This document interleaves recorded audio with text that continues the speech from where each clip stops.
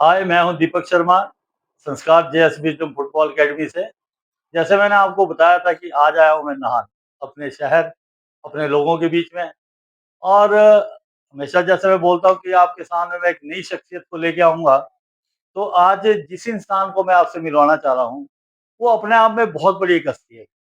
यदि आप ये समझें कि उनके मुँह के सामने वाली बोलने की बात है, लेकिन मेरा बचपन उनके साथ बीता है। फिर जब हम कॉलेज एज में आए तब भी साथ थे, खेले साथ हैं और उसके बाद आज वो सेवानिवृत्त होके जो है, आज अपने घर में अपना निजी जीवन जो है जैसे चल रहा है वैसे कर रहे हैं। तो इनके जो परिवार की यदि मैं बात करूँ तो परिवार भी एक बहुत बड़ा व्यक्तित्व हैगा, जिसमें मतलब कि आप ये कह सकते हैं कि इनके परिवार का एक नाम है। तो बाकी तो जानकारी मैं इनसे लूँगा जो मेरे साथ आज मेरे मेहमान हैं। आज मेरे गेस्ट हैं श्री सुबोध उमोल जी, जो कि deputy director youth services and sports department Himachal Pradesh से रिटायर हुए हैं।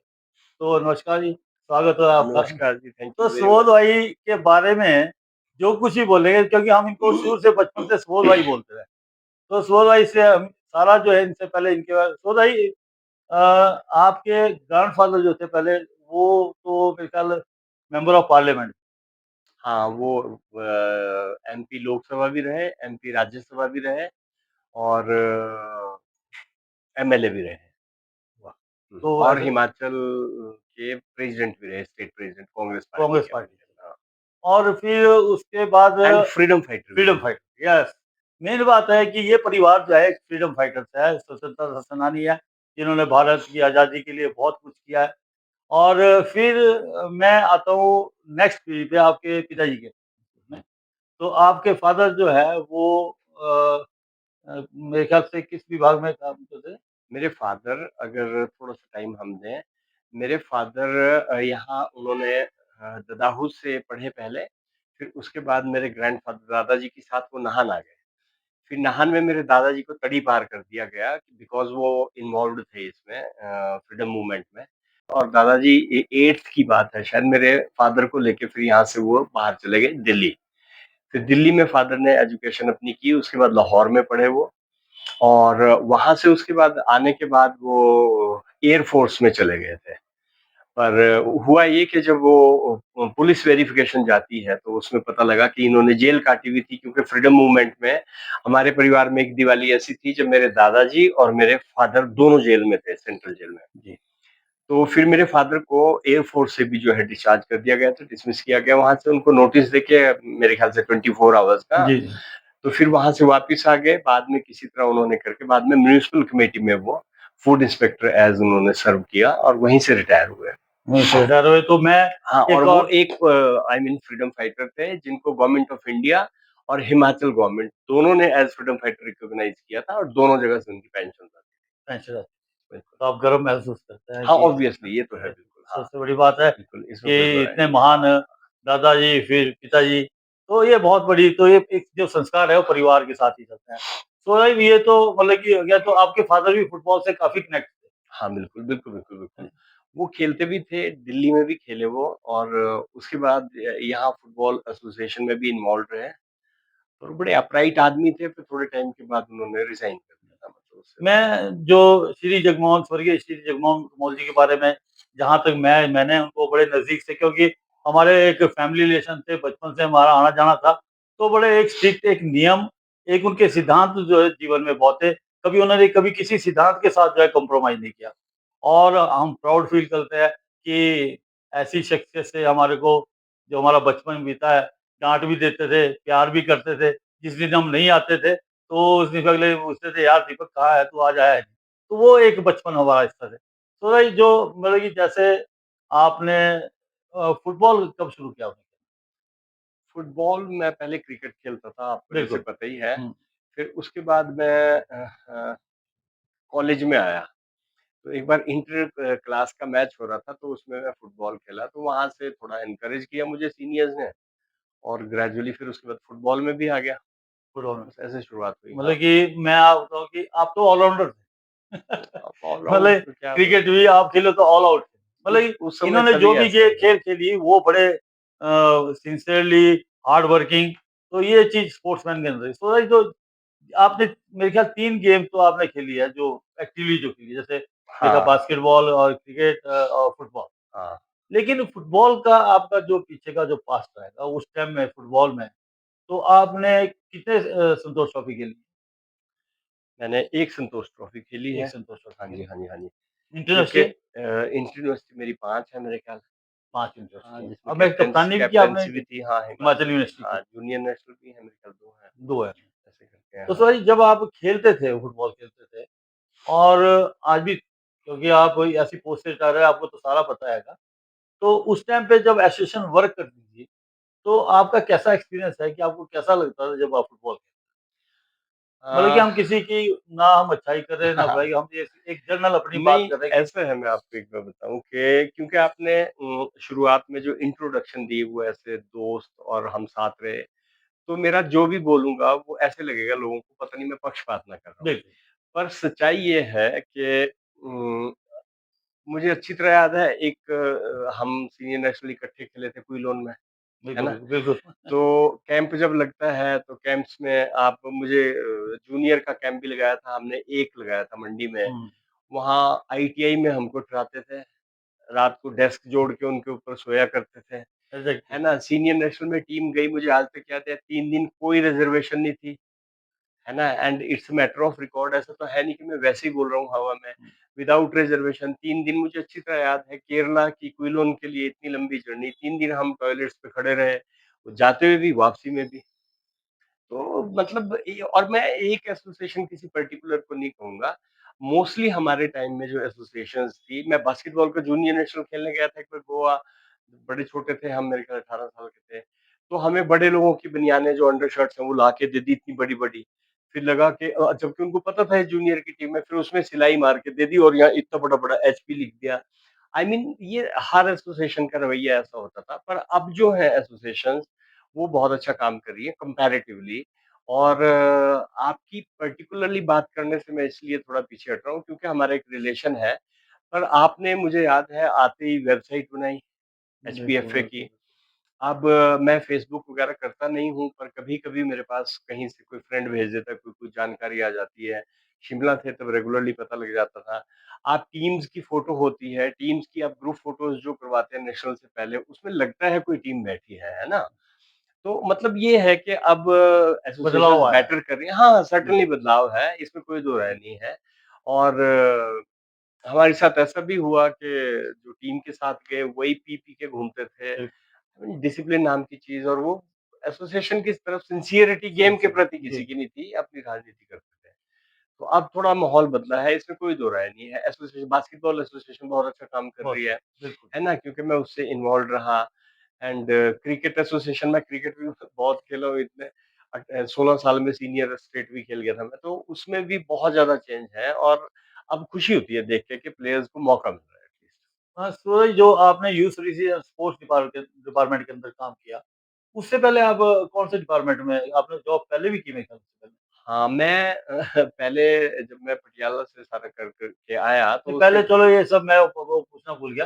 पहले मैं आपकी क्वालिफ़िकेशन के बारे में बात क्वालिफ़िकेशन मैं ग्रेजुएशन की, फिर उसके बाद मैंने डीपीएड किया, फिर एमपीएड किया, फिर मैं एमफिल करना चाह रहा था, पर फिर मेरा मूड चेंज हो गया, मैंने एनआईएस किया, क्योंकि उस टाइम मेरे फादर रिटायर हो गए थे। तो फिर इंटरनली मुझे लगा कि अब मुझे आगे नहीं परस्यू करना चाहिए और मैं वहाँ से एनआईएस करके वापस आ गया था। तो मेरे को जबकि याद है कि शायद आप जब पंजाबी यूनिवर्सिटी में वहाँ से आप इंटर यूनिवर्सिटी पंजाबी हाँ, वहाँ यूनिवर्सिटी से खेला जी, मैं बिल्कुल खेला। वहाँ से कितनी आपने इंटर यूनिवर्सिटी खेली 2 पंजाबी? इंटर यूनिवर्सिटी थी। 2 इंटर हाँ, यूनिवर्सिटी हाँ, की। हाँ। तो पंजाबी यूनिवर्सिटी के अंदर तो मतलब ऐसा होता था कि हिमाचल का जो एक नाम था ना जी, तो उस समय में ऐसा लगता था कि यार पंजाब से कौन खेल पाएगा? लेकिन आप लोग खेले तो ये बहुत अच्छी बात है, इसका मतलब हाँ। हमारे पास तब भी फुटबॉल था।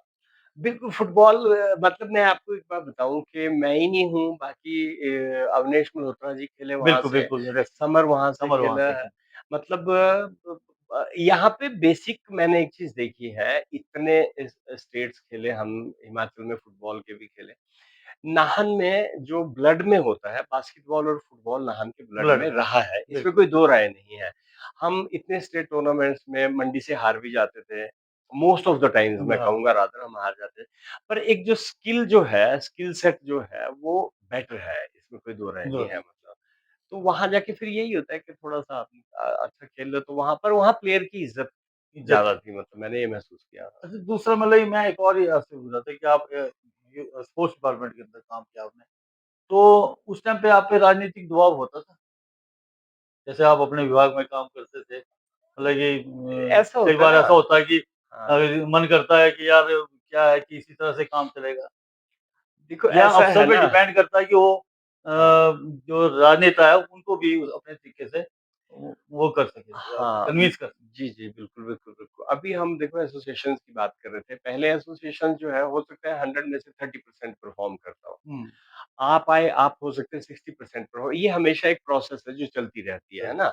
और फुल प्रूफ काम कहीं भी नहीं हो सकता, कमियाँ भी सबसे होती हैं, हाँ, गुण भी। बिल्कुल, जहाँ तक सर्विस की बात है, अगर हम राजनेता जैसे ऐसे करके सोचेंगे तो हमको फिर लगता है कि हाँ, लेकिन अगर हम हायरार्की देखें लोकतंत्र की तो वो ऊपर बैठे हैं बिल्कुल, और उनके निर्देशों के हिसाब से काम होना ज़रूरी होता है। ज़रूरी, लेकिन हाँ, जहाँ तक ये है कि गलत और सही ये हर चीज़ में होता बिल्कुल, है ना? पर मैंने ओवरऑल में अगर आप कहें तो ओवरऑल में जैसे मेरा पर्सनल एक्सपीरियंस है जैसे कोई आदमी दुकान खोलता है, अब वो इसको चिकन एंड एग सिचुएशन भी बोलते हैं। अब वो बोलता है कि कस्टमर आएगा मैं तब सामान रखूँगा, कस्टमर बोलते हैं सामान रखेगा तब मैं जाऊँगा। बिल्कुल, तो इसी तरह जैसे हमारी जब जॉब लगती है तो हमें मुझे ऐसा महसूस होता है कुछ समय में हमको खुद को प्रूव करना होता है। बिल्कुल, जब आप over a period of time खुद को साबित कर देते हो, आप सही हो, गलत हो, चोर हो, साधु हो, जब आपकी एक इमेज क्रिएट हो जाती है, उसके बाद कंपैरेटिवली चीज़ें आसान हो जाती हैं। मुझे आसान, ऐसा लगता है,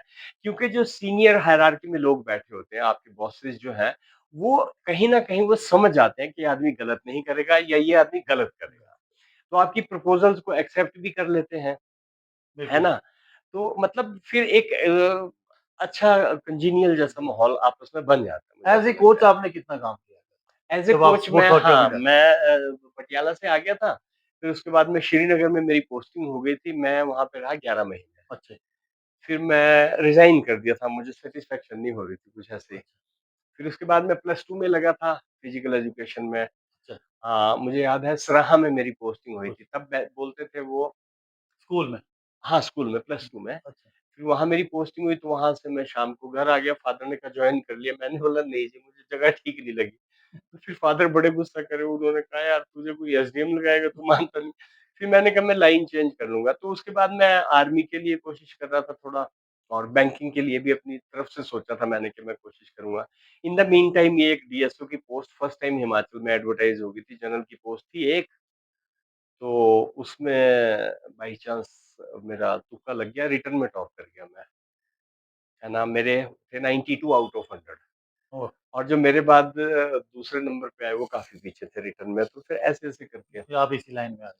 हाँ, फिर मैं डीएसओ आ गया था। तो जो जब हम जब फुटबॉल खेलते थे, तो जी हाँ। आपको उस टाइम की याद काफ़ी होगी जब हम बचपन में छोटे तो एक छोटे-छोटे टूर्नामेंट होते थे, हाँ, नान के बिल्कुल, अंदर। बिल्कुल, बिल्कुल। जैसे ये रजत मेमोरियल हो गया, सिविल मेमोरियल सेवल हो गया, मेमोरियल हो गया। राकेश मेमोरियल हाँ, हुआ, तो बिल्कुल। वो चीज़ें जो थी हुँ, उससे फुटबॉल जो डेवलप होता था। लेकिन अब आज के टाइम के अंदर मैं देख रहा हूँ कि वो तो सब बंद हो गया है। हुँ। लेकिन वो क्रिकेट के जो टूर्नामेंट है, जो क्रिकेट हो अच्छी बात है, लेकिन जिस तरह से होता है तो वो आपने देखा होगा कि तो वो क्या है मतलब कि क्या समझते हैं आप उसको?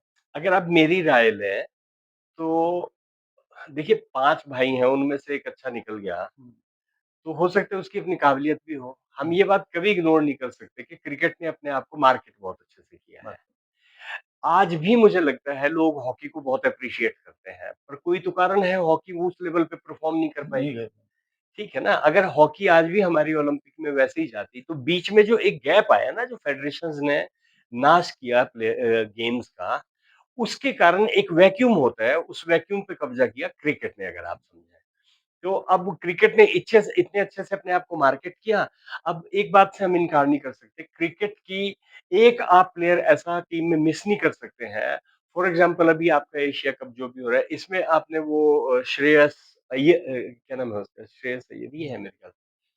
उसको जो है श्रेयस अय्यर की सिलेक्शन नहीं हुई, तो आप देखें सोशल मीडिया पे भी कितना रिडिक्यूल किया गया है ना? इसको बीसीसीआई को कि उसको नहीं लिया गया। आई मीन वहाँ ट्रांसपेरेंसी भी एन्श्योर हो रही है। और साथ के साथ वो जो पैसा आ रहा है, हो सकता है वो बहुत ज़्यादा ना दे रहे हों, उतना शायद ठीक भी नहीं है बीसीसीआई के हिसाब से, पर वो डाउन द लाइन पैसा जब प्लेयर्स तक पहुँचा तो उससे अपने आप जो है ग्रो करता है गेम, मुझे ऐसा लगता है। नहीं मतलब मैं आपसे और ये तो मैं इसमें जो आप बोल रहे हैं वो तो बिल्कुल ठीक बात है। उसमें तो मैं ये समझता हूँ कि यदि क्रिकेट ने गेन किया तो वो बीसीसीआई की बहुत हाँ, अच्छी वर्किंग है। इसके अलावा अगर मैं कहूँ कि इसके अलावा एक हम आम तौर पे मेरी ऐसी आदत रही है, मैं सही हूँ, गलत हूँ, तो मैं नहीं डिबेटेबल है कि जैसे हम अक्सर बोल देते हैं, बच्चे ग्राउंड नहीं आते हैं हुँ, या मोबाइल ने खराब कर हुँ। दिया।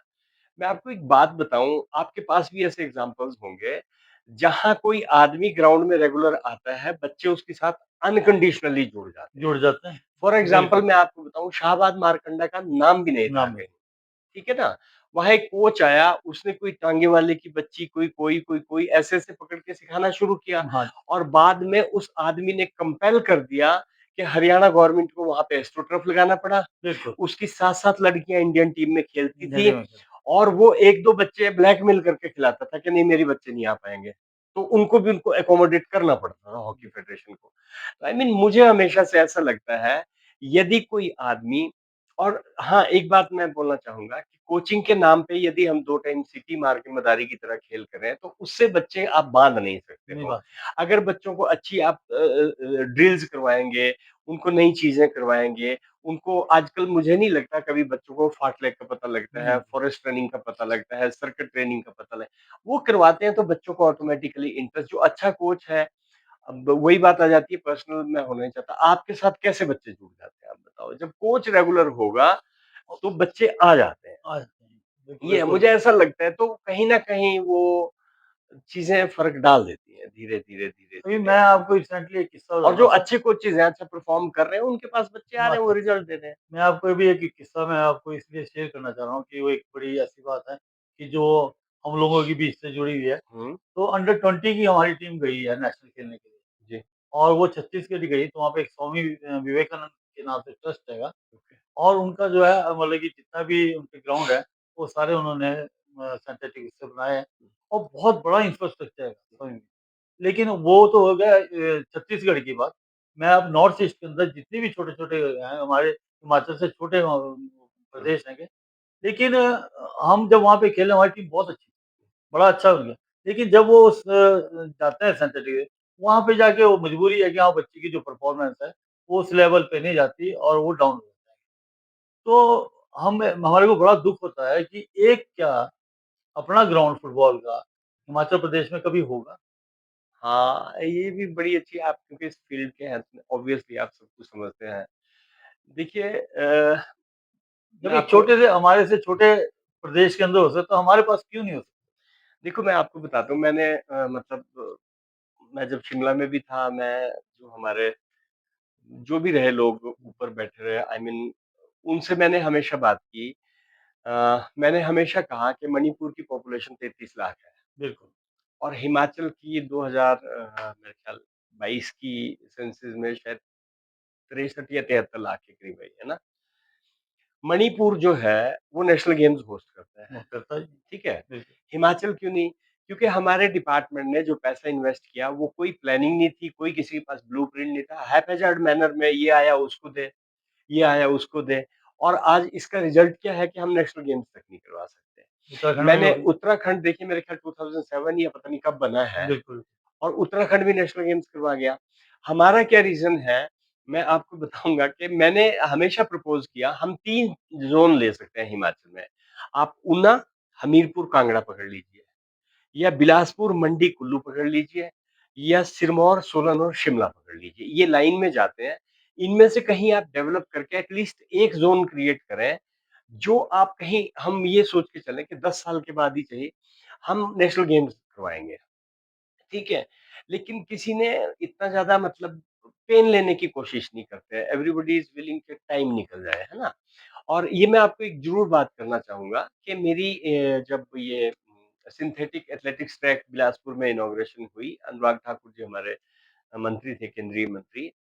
उनसे मेरी काफ़ी अच्छी बात हुई। मैंने धर्मशाला काफ़ी टाइम बिताया, तो उनके साथ बहुत अच्छी बात हुई और ये उनका बड़प्पन है कि वो रिकॉग्नाइज़ कर लेते हैं किसी भी आदमी को और उसको समय दे देते हैं।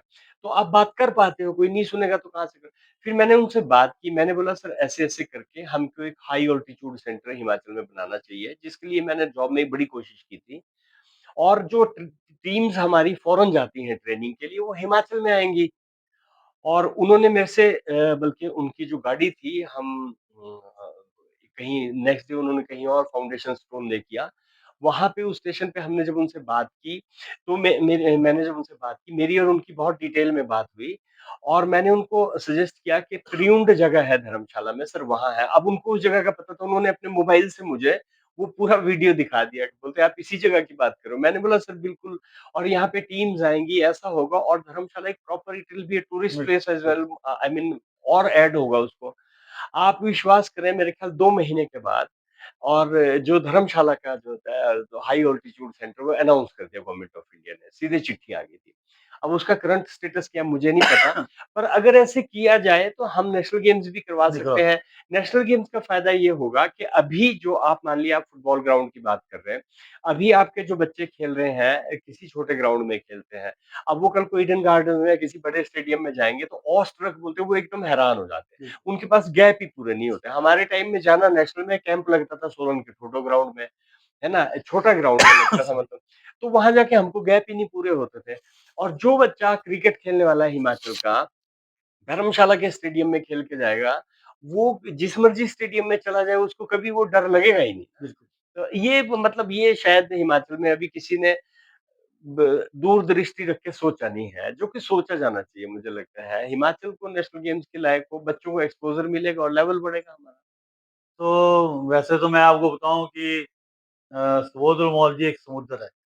यदि हम चर्चा करने लगेंगे, तो शायद हमारी पूरी रात भी निकल जाएगी और वो बात है क्योंकि ज्ञान के ऊपर बात होती है कि आपके पास कितना ज्ञान है।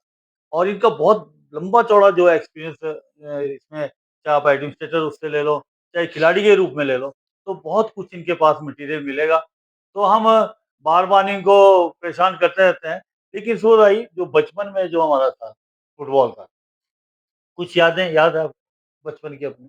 हाँ, बहुत ज़्यादा है और हमेशा रही क्योंकि मैं हमेशा ये मानता रहा नौकरी में कि चौगान में मैं अक्सर जैसे हम लोकल भाषा में यार दोस्त की हाँ। भाषा में बोलते हैं कि चौगान में धक्के खाता था मैं। मुझे याद है ना? गले में जूते डाले होते थे बिल्कुल, या हाथ में पकड़े होते थे, उसमें से स्टॉकिंग्स लटकी होती थी, बिल्कुल। है ना? मेरी किस्मत अच्छी थी और आप सब लोग मुझसे कहीं ज़्यादा बेहतर प्लेयर थे। मेरी नहीं, नहीं। किस्मत अच्छी लगी कि वो रही कि वो बाई चांस मुझे जॉब मिल गई। म्यूज़िक का भी शौक था वो। हाँ, तो वैसे मतलब एज़ कि अ टाइम मैंने पास होता स्कूल था। टाइम में ऑर्केस्ट्रा में आपने पार्टिसिपेट हाँ, किया था, बहुत, है ना? बहुत, बहुत बहुत किया, बार। हाँ, हाँ। अच्छा एक और जैक सुनाइए। ऑफ ऑल ट्रेड्स, बिल्कुल, मास्टर ऑफ बिल्कुल। नन। हाँ। आप को आप भी गए कभी रामलीला में लेके अपनी हाँ, अपनी एक बोरी बार लेकर हाँ, रामलीला हाँ, आप देखने? जान-जान के मज़े ले तो लो। कितना नहीं पर एक बात हम मानेंगे हाँ। कि उस टाइम पे जो हमारा प्यार था, सबने उन्हें इकट्ठे होना, फिर इकट्ठे जाना, तो वो आज कहीं अभाव मेरे को लगता है कि है। वहाँ पे हम थोड़ा मोबाइल को बोल सकते हैं। देखो मैं आपको एक बात बताऊँ मैंने बहुत एक्सपीरियंस किया। लोग शादी करते हैं ना घर में, तो मान लीजिए 500 कार्ड देंगे। हुँ, तो जनरली स्पीकिंग 500 कार्ड में आप एस्टिमेट करते हो कि 1000 आदमी आएगा। हुँ। आप 1000 आदमी का खाना बनाते हो, भाई साहब जो 500 हैं उनमें से 400 आदमी आएँगे और 300 शगन देके वापस चले जाते वापस हैं। चलेंगे। है ना? बिल्कुल, तो बिल्कुल। अब हालात ये हो गए हैं। हाँ, इसमें मैं कहीं महसूस करता हूँ कि मोबाइल का रोल है। मोबाइल। हाँ, कि वो लोग फिर वो निकलना ही नहीं चाहते हैं। तो बेटे हाँ, आपके दोनों क्या कर रहे हैं? अभी तो कुछ नहीं कर रहे हैं। पढ़ाई अब पढ़ाई समझ लो आज तो आप पढ़ाई का ही और वैसे तो हाँ, बड़े वाला जो है वो शिमला में होता है, अच्छा। वो और जो छोटे वाला है वो भी अपने कर रहा है। चलिए ज़िंदगी जो है वो बड़ी हाँ, अच्छे। चली हुई है जी, अब तो देखते हैं। अब सेवानिवृत्त होने के बाद आप कैसा महसूस करते बहुत ही बढ़िया, हैं? रिलैक्स? बहुत शानदार, हाँ। नहीं, देखो कई लोग ऐसे बोलते हैं ना जी, हुँ, कि यार रिटायर हो गया, फिर वो साइड में बैठा रहेगा, बड़ा गमगीन होता है। लेकिन एक चीज़ मैं रिटायरमेंट के बाद भी आपसे चर्चा करना चाहता हूँ। क्या रिटायर होने के बाद इंसान जो है, क्या वो कोई काम नहीं कर सकता? कर यदि सकते हैं, आप क्यों नहीं सोचते करें? हैं मान लो चलो 1 मिनट के लिए कि आप सोचते हैं कि यार मैं एक्चुअली मैंने कोई काम करना, तो उसमें मैंने एक चीज़ और देखी कि जैसे अब मैं जिस विभाग से रिटायर हुआ हूँ, तो उसी विभाग में जो है, जो और लोग हैं, उनका थोड़ा नज़रिया चेंज हो रहा है। आपके प्रति। हाँ, हमारे प्रति। ओके, हाँ, जो रिटायर्ड पर्सन है उसके लिए होगा। हाँ। और जो रिटायर आदमी जब काम करता है तो उसके लिए भी थोड़ा ये होता है यार, क्या यार ये अभी भी लगा हुआ है काम करने। हुँ। तो क्या रिटायर आदमी को रिटायरमेंट के बाद काम करना चाहिए? दीपू भाई, मैंने पहले भी आपसे एक बात की थी ना कि हमारी एक इमेज बिल्ड होने में टाइम लगता हुँ, है ना? क्योंकि इंडिया में क्रिकेट बहुत पॉपुलर है, तो मुझे अच्छी तरह याद है तेंदुलकर आया, शुरू में लोगों ने कहा कमाल है, फिर लोगों ने कहा ये तो जी पहली इनिंग में रन मारता है, चौथी इनिंग में तो रन नहीं मारता, कुछ-कुछ बोला, फिर over a period of time वो परफॉर्म करता चला गया, फिर लोगों ने उसको लेजेंड मान दिया। ठीक है, इसी तरह ऐसे होते हैं जैसे आप रिटायर हुए हैं और मेरे ख्याल से आपका व्यक्तिगत एक्सपीरियंस है, तो हाँ, लोग बोल सकते हैं, लेकिन अगर आप क्वाइटली अपना काम करते चले जाएँगे, तो बिल्कुल, धीरे-धीरे लोग रिकॉग्नाइज़ करते हैं। करते हैं। ये मैं मतलब मैंने अपना अनुभव बिल्कुल, ऐसा देखा है। हालाँकि मैं कोई काम नहीं करता हूँ, मैं तो बस मज़े लेना चाहता हूँ ज़िंदगी का। ये भी तो एक काम है। हाँ, ये सबसे बढ़िया काम ये भी तो है काम ना? हैगा। तो मतलब मैंने ये अनुभव किया है कि हम जैसे वही 4 लोग या समाज की बात करते हैं, शायद आप भी वही कर रहे हैं, जो कलीग्स हैं। हाँ, ये ज़रूर है कि और एक और है, मैं सच बताऊँ आपको, ये मैंने अपने फादर से सीखा कि जो आदमी कोई एक्सपेक्टेशन ना रखे या उम्मीद ना करे ना, तो वो आदमी सुखी रहता है, फिर उसको उम्मीद भी नहीं होती है। अब कलीग्स, हाँ, ये बात सही है कि 4 कलीग्स मतलब ये टॉलरेट नहीं करते, "ये अब ये क्यों आता है?" मेरे ख्याल यही आप बोलना हाँ, चाह रहे हैं। ये हाँ, पर लेकिन अगर आप काम करते चले जाएँगे, तो जैसे बच्चों के बारे में कइयों में होता है ना, कई लोग बोलते हैं और हमारे आपके साथ भी शायद ऐसा हो सकता है, जब छोटे बच्चे होते हैं, कुछ गलती लोग बोलते हैं, ये तो बड़ा नालायक है, उसका बच्चा बड़ा नालायक है। लेकिन अगर वो कुछ कर जाए, तो वही लोग आपके आके बड़े बेशर्मी से बोलते थे, ये बचपन से ही बहुत लायक था जी। सही है। तो ऐसे ही होता है, आप काम करते चले जाओ, विद टाइम लोगों को पता लग जाता है। तो ये इस तरह से आज हमारे बीच में सुबोध उमोल जी, आखिर में हुँ, आप कोई संदेश मेरे स्टूडेंट्स और जो मेरे चाहने वाले हैं हुँ। और ये चैनल जिन्हें सब्सक्राइब उनके लिए आप कुछ देना चाहते हैं कि जो उनके जीवन हाँ, में काम आ सके? हाँ, देखो फ्रैंकली मुझे लगता है संदेश वही लोग देते अच्छे लगते हैं जिनकी वो काबिलियत और उनका कद हो। पर जहाँ तक वैसे आप फिर भी मैं ऐज के नाते बोल देता हूँ चलिए कि मैं बुजुर्ग हूँ और उस नाते में यंगस्टर्स जो हमारे प्लेयर्स होते हैं उनको मैं एक चीज़ बोल सकता हूँ कि या तो आप 4-5 साल माँ-बाप के होते मेहनत कर लीजिए और या 4-5 साल माँ-बाप के होते ऐश कर लीजिए। अगर 4-5 साल ऐश करोगे तो आगे सारी ज़िंदगी मेहनत करोगे। और अगर माँ-बाप के सिर पे होते हुए उस आसरे के नीचे 4-5 साल मेहनत कर लोगे, तो सारी उम्र ऐश करोगे। अब चॉइस आपकी है कि आप अगली ज़िंदगी सँवारना चाहते हैं या अभी माँ-बाप के सिर पर ऐश करके परमात्मा ना करे बाद में थोड़ी दिक्कतें उठानी चाहते हो। तो चॉइस इज़ योर्स।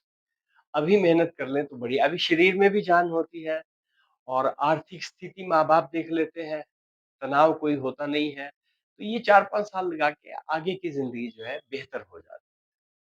बस यही मैं बोलना चाहूँगा। तो धन्यवाद सुबोध उमोल जी। तो इस थैंक प्रकार यू ये वेरी आज मच। हमने आपसे मिलवाया सुबोध उमोल जी को, एक अपने आप में एक बहुत बड़ी पर्सनैलिटी। और हम भगवान से प्रार्थना करते हैं कि आप हमेशा स्वस्थ रहें और इसी तरह आपके पास जितना भी ज्ञान है, आप आने वाली जनरेशन को देते रहें, जिससे कि उनको एक हौसला मिले और एक सही रास्ते पर चलें। इस सभी वीडियो के साथ मैं आपको धन्यवाद करता हूँ। Thank you thank you. Very जय हिंद, मच जय दीपू भारत। भाई, आपने मुझे घेर ही लिया। Thank thank you. यू।